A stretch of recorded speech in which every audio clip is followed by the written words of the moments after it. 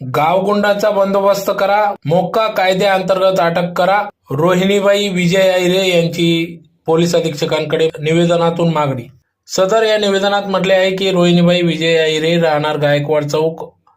यांनी आज पोलीस अधीक्षक यांना निवेदन दिले। सदर निवेदनात म्हटले आहे की निलेश राजेंद्र देवरे हा धुळे जिल्ह्यातील सराईत गुन्हेगार असून जिल्ह्यातील अनेक पोलीस स्टेशनमध्ये त्यांच्यावर गंभीर स्वरूपाचे गुन्हे दाखल असताना खुलेआम धुळे शहरात आपल्या म्होरक्यामार्फत शहरात दहशत गाजवत असतो। 3 दिवसांपूर्वी नाना साळवे व निलेश देवरे यांचे भांडण सोडवण्यासाठी माझे पती श्री विजय श्रीराम अहिरे व धीर अमर धर्मा अहिरे हे भांडण सोडवण्यासाठी गेले असता त्यांना देखील शिवीगाळ व जीवेठार मारण्याची धमकी देण्यात आली व काही कारण नसताना खोटा गुन्हा दाखल करण्यात आला असून अशा सराईत गुन्हेगारांचा धुळे शहरात खुल्या वावर हा सामाजिक एकतेला बाधित ठरू शकते, तरी याबाबत तात्काळ निर्णय घेऊन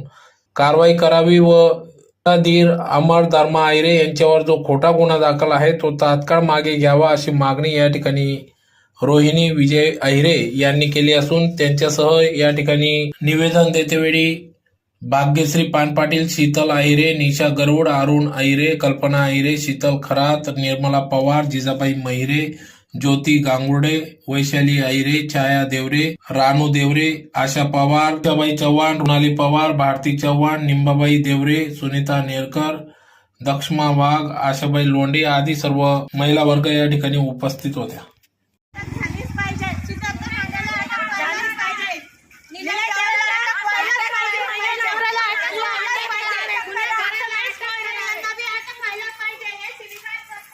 हमारी याची आई आपण तिला पुढे पोसायचं।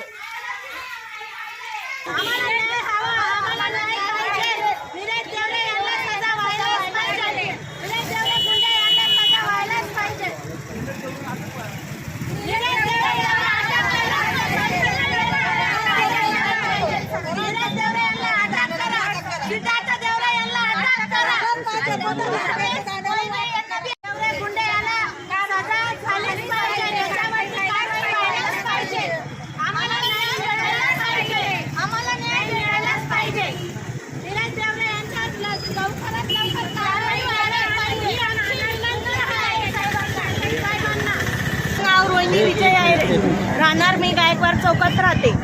शनिवारी दुपारी 3 वाजताच्या सुमारास निलेश राजेंद्र